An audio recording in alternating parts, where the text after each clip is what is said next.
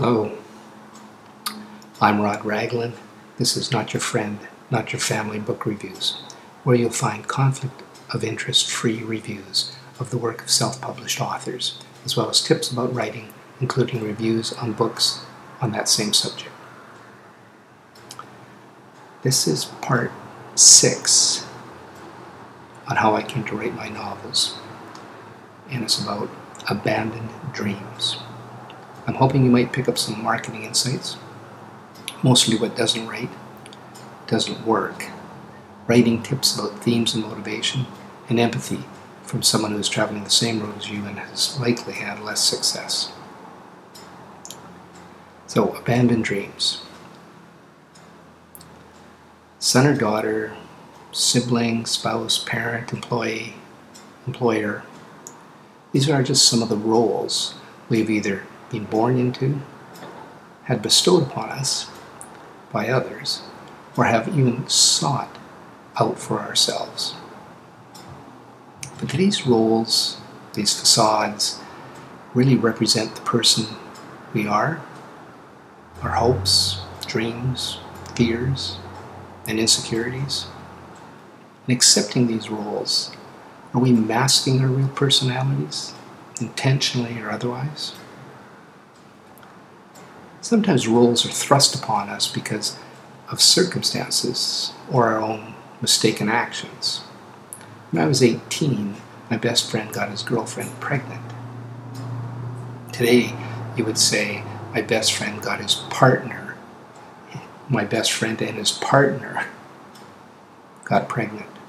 But back then, it was different. Quickly, and not necessarily of his own choosing, he took on the roles of husband and father. Roles can change your life. Suddenly you're a different person. Or are you? What if you had the opportunity to start over, or more precisely, take up where you left off? This is a theme that has haunted me for a long time, and one I took on in my 6th novel, Abandoned Dreams. Here's a blurb. At 27 years old, George Fairweather is the voice of his generation, a poet whose talent has garnered him accolades from the literary establishment and homage from his disenfranchised hippie youth of the late 1960s. George is the embodiment of the times with his long hair, rebellious attitude, and regular use of mind-expanding psychedelic drugs. Then, the sudden and tragic death of Fallon, his friend, his muse, and his lover, shatters his world, his sanity, and nearly ends his life. Catherine is the one person who stands between George and destruction. She's a hanger-on, a groupie, a go-for. She's a woman George never considered for anything. Catherine idolizes George and makes it her personal mission to keep him alive, doing whatever it takes 24/7.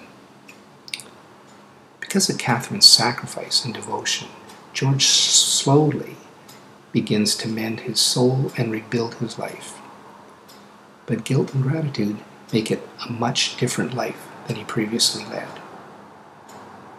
37 years later, George Fairweather is a husband, father, and grandfather, and a successful copywriter at an advertising agency. Another death, his wife Catherine's, is about to change his life again. Can dreams be resurrected? Can a life abandoned be taken up again? Will they let him? Is it worth it? I wanted a challenge with this novel. I wanted to stretch myself as a writer. Because of the nature of the plot, I decided that the narrative would almost entirely be told by people other than the protagonist, George Fairweather.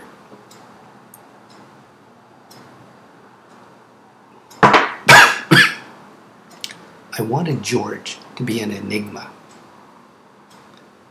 Different characters would see him differently depending on the role they cast him in: father, grandfather, lover, friend. In the end, his true personality would emerge, or not. I wasn't sure. I wanted to present a scene and then have different characters interact and reflect on it in their own voice. To achieve this, I needed to develop deep character profiles apart from the novel.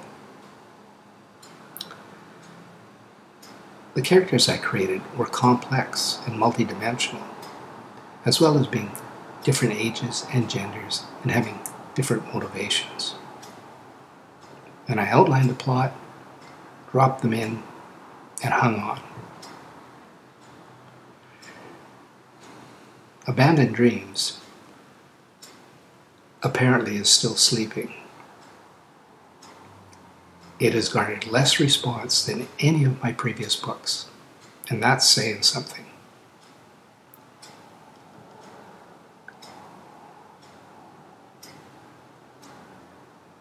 With the publishing of Abandoned Dreams, I was pretty frustrated. In my next book, The Local Rag, I addressed some of that frustration, and I'll tell you about the things I did to launch that book more specifically. By the way, this is not a commercial site. I'm not interested in accumulating likes or subscribers to influence advertisers or to get free books or whatever. But I am interested in your comments. Let me know what motivates you to write, if you have any questions. In any case, keep writing and remember what Nietzsche said: art is a proper task in life.